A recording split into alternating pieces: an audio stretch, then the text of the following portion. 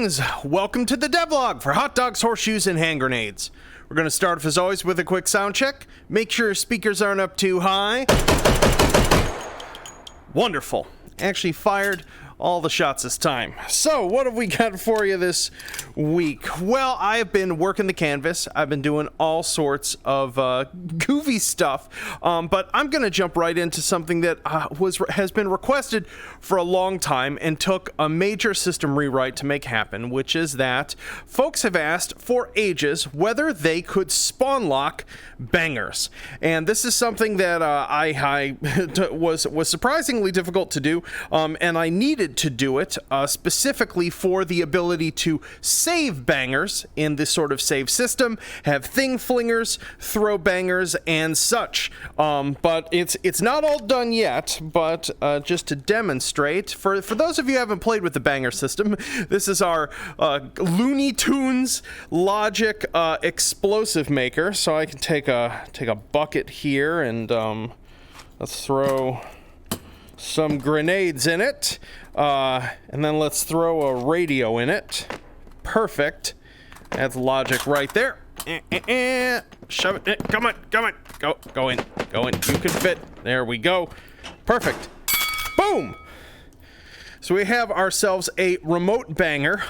In the process of recoding this, the detonator is now spawnable and now automatically connects and hooks up. Basically, this was never spawnable and could break in a bunch of circumstances because Rotwieners is old and I didn't know what I was doing is the easiest way to describe it. But I know what I'm doing, well, as much as one can. But yeah, we can now just spawn lock this out. We can give this Sosig a very pretty hat. Perfect. Now that's why you author accurate collision right there. That's a you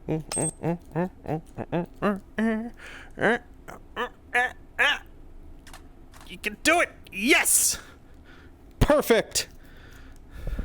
Double the hat, double the fun. Oh, wonderful.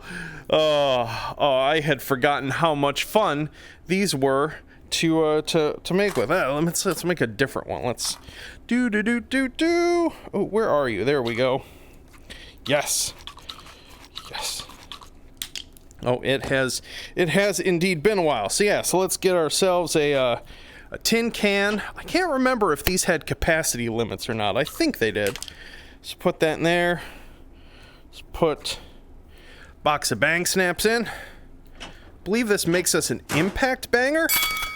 It has been a while. Yep, festooned with our little things there. So we can just pull these out. Make sure there's nothing in front of me in my track range so I don't smack my controller against it. Ha! Ooh, those fire out a little further than I thought. Oh, come on. We can do it. Ha! Perfect. Well, I mean, they're just firing a party favor. I don't think... what about a direct hit? Will that do it? Makes a great noise. Oh! As Anton almost drops an activated impact grenade at his feet. I love it. Oh, so yeah, so hopefully this should make this system significantly easier and more fun to play with because you can now just copy these suckers. Wonderful. One of the other reasons that I sort of redid the system here, and the detonator basically is just currently set up to detonate bangers on what's called banger channel 0, but I'm eventually going to make these configurable. I need to see how I need to change the prefab to do that. It might be something that you actually configure and encode on the Whiz Bang a Dinger.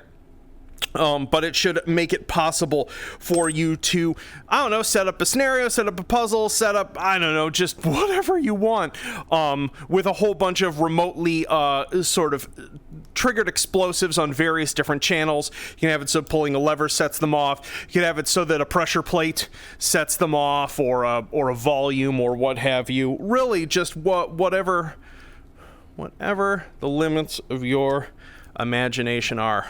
Haha! Party hat! It's the best party hat. So yeah, so that's all doing. Let's get this, get all that out of the old inventory. What else we got that's working? Working on some more inputs. These are my cool little dials here. Just for like demonstration here. If ooh, actually, you know what, we can do it at once here. So set instrument. Let's we'll do this one here. We'll do instrument on channel 0, on dial, output channel 0. So this should just change the instrument of this device, and we'll use this on channel 1 to play a note. Actually, no, we'll use the one that goes from 0 to 25 on dial. You are broken. You are missing your sender output. Of course, it's a devlog. It's what happens. We'll do channel 2 for this on dial. Play channel 2. Awesome. So this should. Whew, that is shrill. Let's move you a little further away. There we go.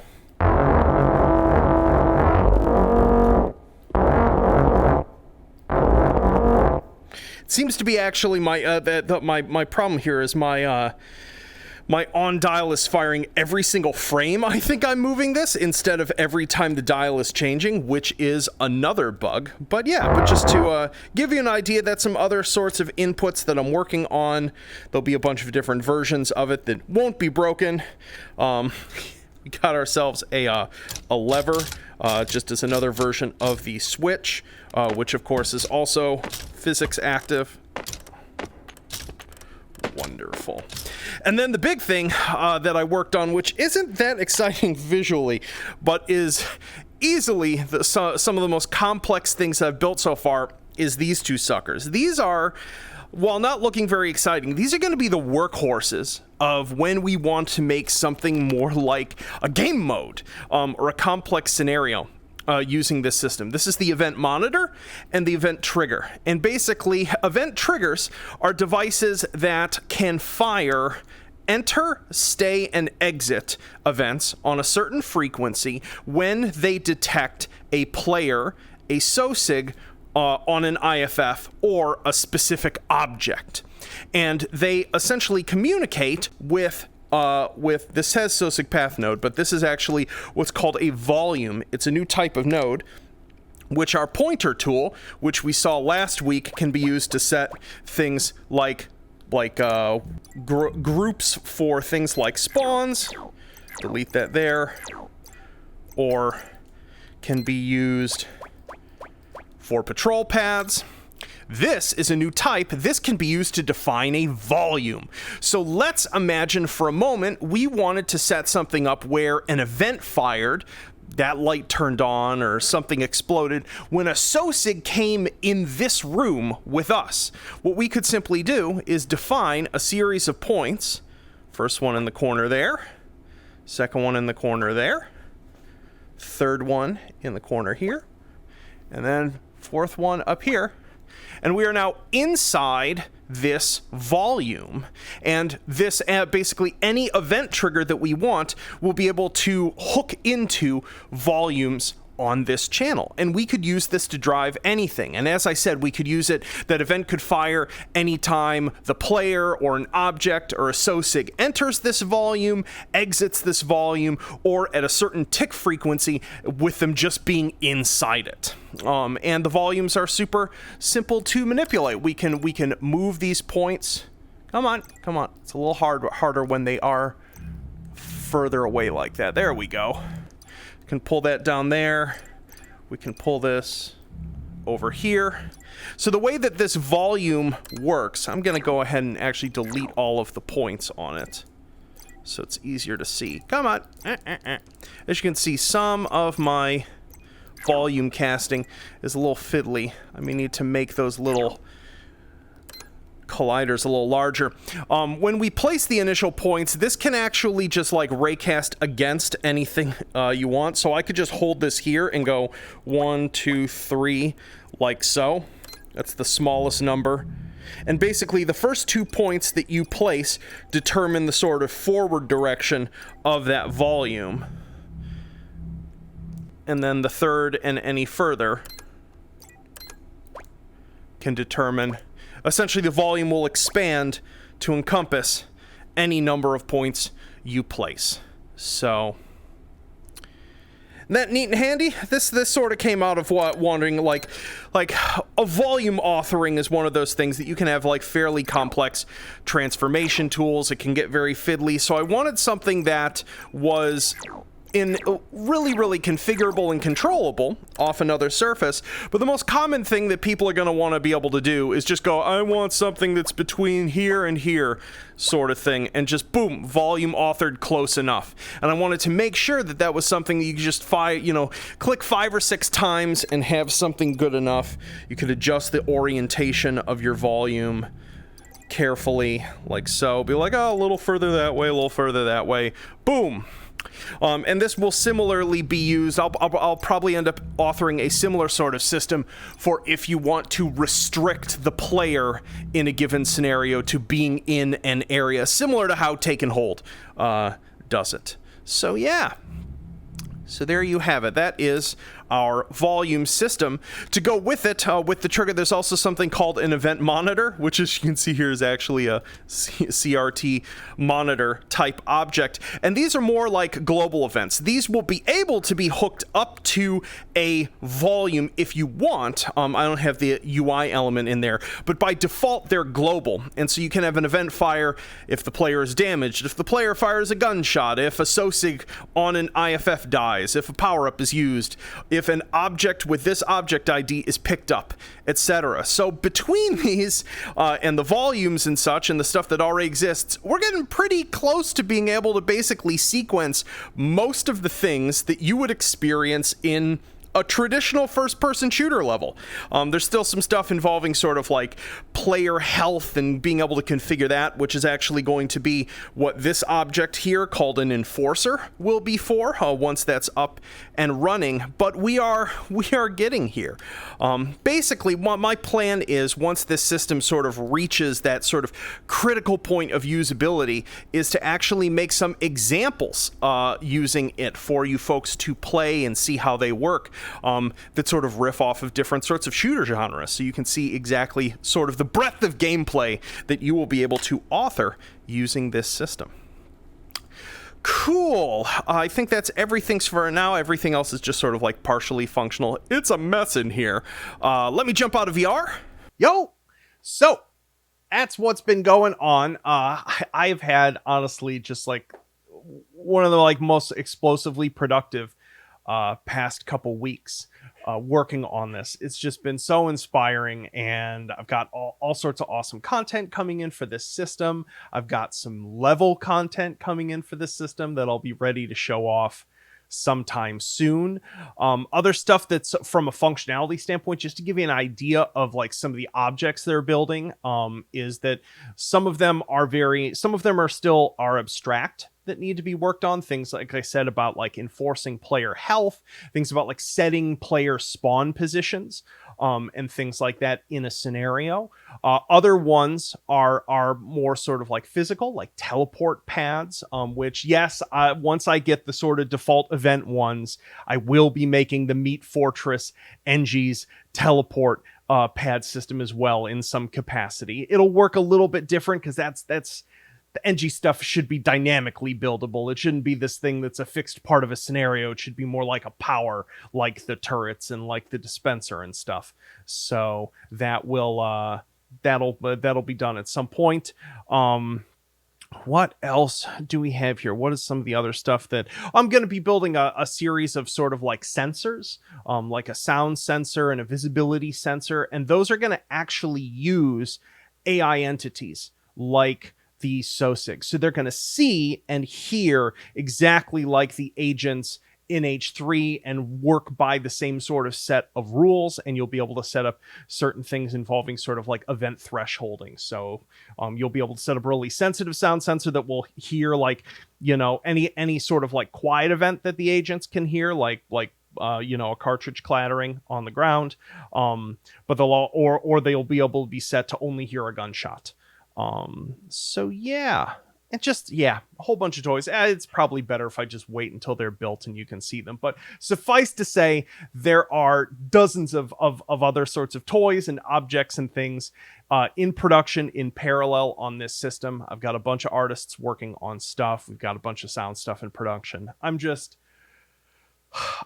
so excited, just because of the fact that, you know, as I've said ad nauseum probably at this point, this was something that I attempted to do several times and just ran up into the brick wall of my own limited abilities. And I've just leveled up as a programmer enough that this is now within striking distance, having this all work. And I know it's taking a while. This is like realistically, like even looking at the calendar, I'm probably not going to have a public build of any kind until sometime in August. Because there's just too many foundational things that are changing. One of the big changes, and this will hopefully help you understand why I'm not just like throwing this stuff out on an experimental branch to play with, is that there are some more things about what H3 thinks of as a scene that I need to change to make this system work better. I mentioned this last week, I think, about how I'm going to pull the scene saving back out of the new item spawner, and I'm going to migrate that into a panel on the wrist menu, because I want the ability to sort of like load a scenario to always be present without the item spawner being there. And I want it to be something you can invoke wherever you're standing in a scene if it's available as a piece of functionality. And so it doesn't really make sense, like saving and loading the scene as a whole isn't an item, it isn't an object. So I don't think it makes sense to make that locked into the item spawner itself. So that's going to come out, and some UI on the new item spawner is going to change to accommodate that. But basically, it's the whole point with all of this effort that's going into the scenario generation. This is something that I want to really surface right in the main menu scene of the game. So that's going to get a redesign, and it's going to be something along the lines of, you will see any of the scenes that have this functionality, sort of like you'll click and pull them up, and then you will see this list of saved scenarios. So I want to be front and center, and some major things have to change about the game to make this all work. This is a very scary sort of architectural change, but it's super necessary. And then just because folks keep asking about it, I figured I would go ahead and mention this, like how is sharing going to work with all of these things? This is something that we're still evaluating. We're going to have a system wherein you can share these scenes with each other. It might be Steam Workshop. We're not sure yet. Lucas, one of our team who's going to be writing the sort of support software to enable sort of sharing and uploading, is gone for a whole bunch of July. So I'm waiting until he's back for us to sort of resume design discussions and exploration about how that is exactly going to work. But don't worry, it's not just going to be about, I handed you a JSON file and that's the only way. We're going to have some way of doing sharing for this. Just the exact shape of it is still very much work in progress. So just so that you know, but it's with all this work going into here, it would be silly to have this functionality and not enable folks who make excellent things to be able to get them out there. So yeah, well, that is just about does it for this week. Hopefully next, I'm as I said, I'm just continuing to work on these sort of foundational elements. Hopefully next week, one of my goals is now that I've got enough of these pieces working, is to sort of like step away from the coding and just spend a day purely playing with the system and putting together a really complex chain of logic and objects and seeing how that feels to do now that I have the monitor and trigger and volumes working. So I'm probably going to put together a little sort of demo scene like that in the next week, maybe 2. But when I do, I'm going to sort of go over it top to bottom in the devlog so that those of you who are interested in building things can get a better idea of, in a long form sense, what's it's going to be like to author something in this and how powerful this system is and what you can make using it. So yeah, so that just about does it. Hope you all have yourselves a wonderful weekend, and I'll see y'all next week. Peace.